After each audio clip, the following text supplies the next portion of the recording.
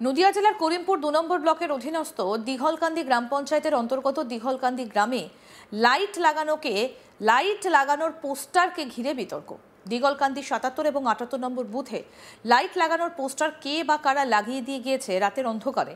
সেখানে লেখা আছে যে ২ লক্ষ করে টাকা ব্যয়ে ২ বুথে ৮৫টা লাইট নির্মিত হলো বলে লেখা রয়েছে। ওই গ্রামের বিজেপির জয়ী সদস্য রয়েছেন বলে এই গ্রামে কাজ হয় না এবং লাইট না লাগিয়েই নির্মিত হইল বলে পোস্টার লাগিয়ে গিয়েছে রাতের অন্ধকারে। এটা আমরা পঞ্চায়েত এবং ব্লক অফিসকে জানাবো। পরবর্তীকালে না শুনলে পরে এর বিরুদ্ধে বৃহত্তর আন্দোলনে নামব, এমনটাই জানিয়েছেন স্থানীয় বাসিন্দা থেকে শুরু করে বিজেপি নেতৃত্ব। কি বলছেন স্থানীয় বাসিন্দা মনোজ বিশ্বাস, শুনবো। কালকে সন্ধ্যার পরে অন্ধকার হয়েছে, দিঘলকান্দি কিশোর সংঘ ক্লাবের সামনে একটা পোস্টার পড়েছে, আমাদের ক্লাবের ছেলেপেলে দেখেছে।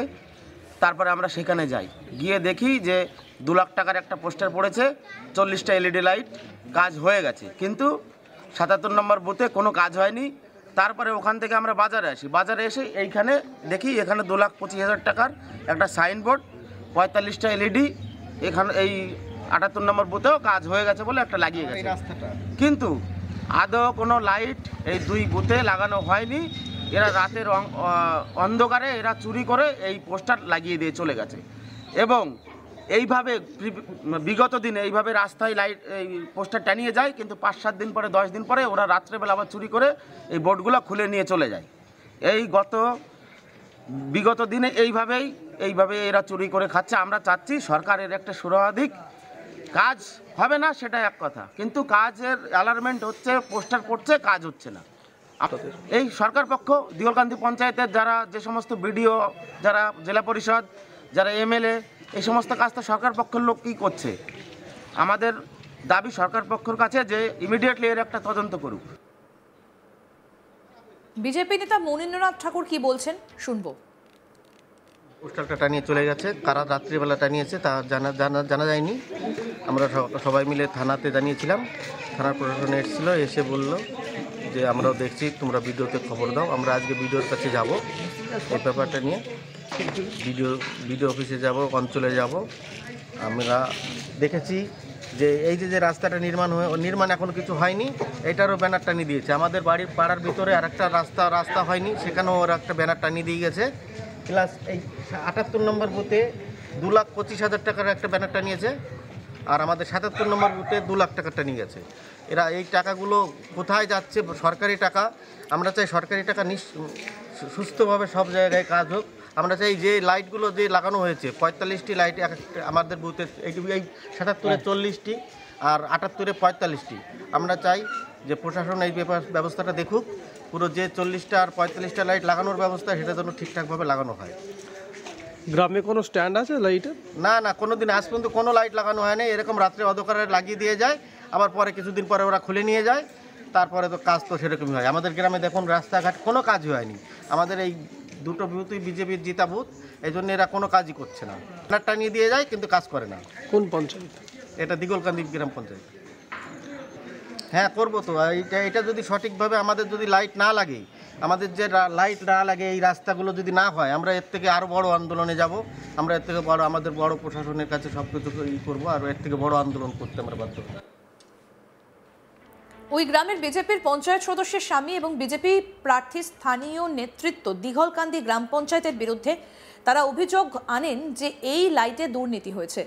দিঘলকান্দি গ্রাম পঞ্চায়েতের প্রধান কার্তিক চন্দ্র মণ্ডল তিনি সংবাদ মাধ্যমের সামনে বলেন যে সাইনবোর্ড লেখাতে ভুল ত্রুটি অবশ্যই আছে, সেটা মেনে নিচ্ছি, কিন্তু আগে জিও ট্যাগ লিখতে হবে, তারপরে সেই বুথের কাজ হয়।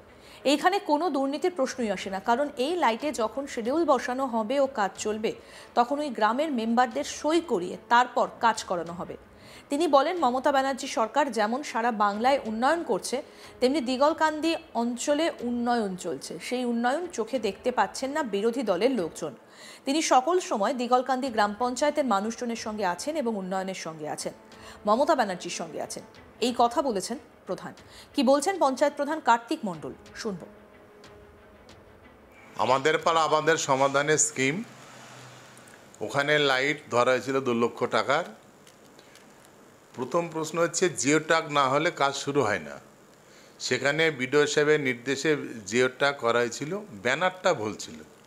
আমাদের সেখানে এখনও স্কিম নেওয়া হয়নি। সেখানে ওই স্কিমের যে স্কিম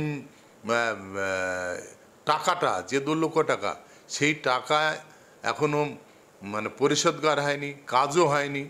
যেটাকে যেন করা হয়েছিল ওখানে যে ছাপানো হয়েছিল, ছাপানোটা অন্য জায়গায় কন্ট্রাক্টররা ছাপিয়েছিল, সেই জায়গাটা করা হলো, এটা নির্মাণ হবে এই কথা না বলে নির্মাণ হইল, এটা ভুল, এটা আমরাও স্বীকার করছি। কিন্তু মাননীয় মুখ্যমন্ত্রী যে উন্নয়নের জোয়ার বইছে, কোথাও এরকম কাজ হয়নি। ওই বতেই আবার দেখেন 7.5 লক্ষ টাকার পিচের কাজ হচ্ছে।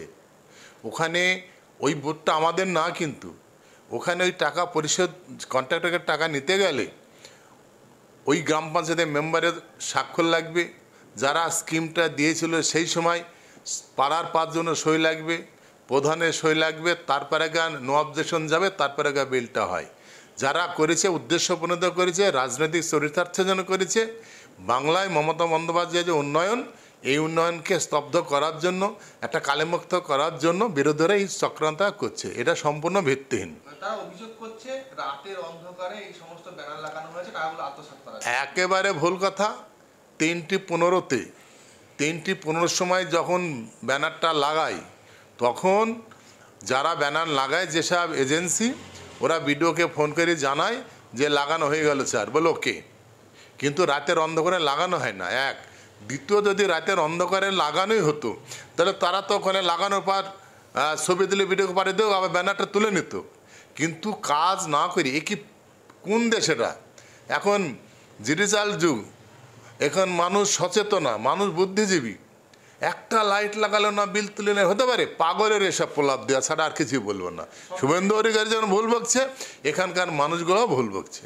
সব মিলিয়ে এই ভুল টাইপিং এর জন্য একদম আমরা স্বীকার করছি, নির্মাণ করা হবে জায়গায় নির্মাণ করিতে হইলো, এটা প্রিন্টিংয়ে ভুল করেছে কন্ট্রাক্টররা, প্রেস, এটা আমরা স্বীকার করছি।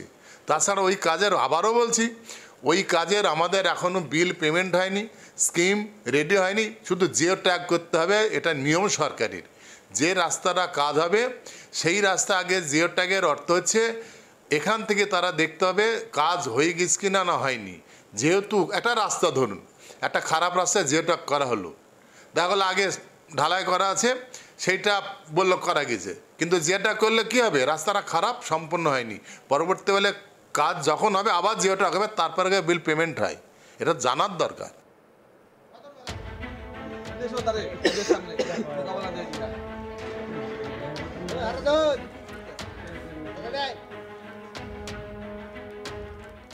আরও আপডেট পেতে দেখতে থাকুন আজ তাক বাংলা। সাবস্ক্রাইব করুন, নোটিফিকেশন পেতে বেল বাটন অপশন প্রেস করুন।